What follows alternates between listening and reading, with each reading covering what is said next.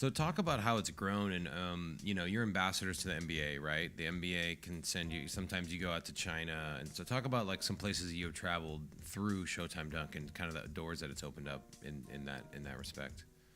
Well, with we all perform with different teams sometimes. Okay.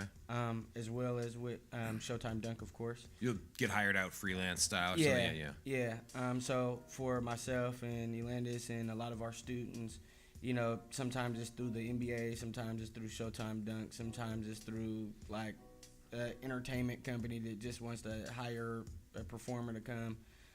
So a lot of the traveling wasn't just via NBA or through Showtime Dunk.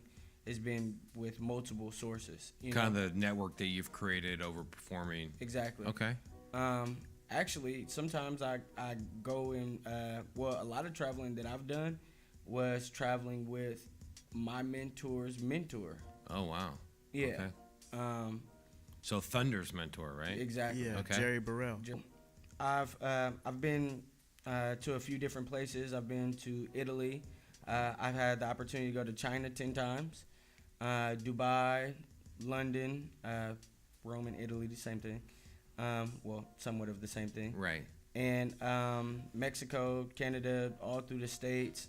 And that's something that I never thought that I could do as a child. Right. And a lot of my friends are in jail or, still working toward their passion. And, all those different things. So it's a blessing. Well, and that's like when you say that, you feel like you're an ambassador, almost a diplomat to your community, your inner city or Oakley community when you go to these places, right? Because not only in some respect, those people kind of see it as a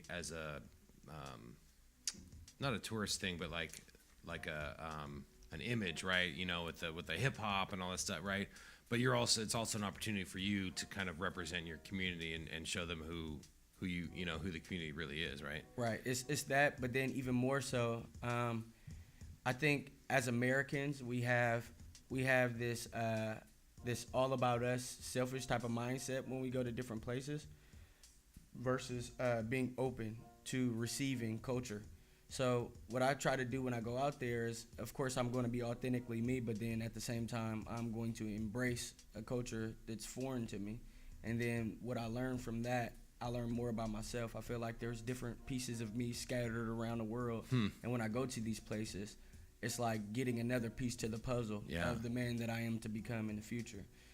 So I go and I pick up these things, and then when I come home, I can give it to my students. And then when they travel to these places, they don't come out as the snobby Americans. They come out as, cultured, open, just aware. Cosmopolitans. Yeah, that's a great attitude and a great way to look at it, man. That's really awesome.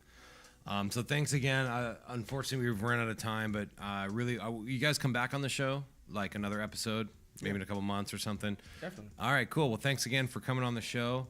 We got part of the Showtime Dunk, Jesus, Eben L., and Elandis Brooks. Elandis, you're going to take us out with a little trumpet, aren't you? Yes, sir. You want to do? Should I cut out this beat so you can play it solo, or what do you want to do? Yes, okay. Please. He ain't feeling this beat, okay? So, all right. You're watching I'm Not a Professional, But Wait I Am, the Sam Jack Podcast. We'll be right back. Thank you for watching and listening.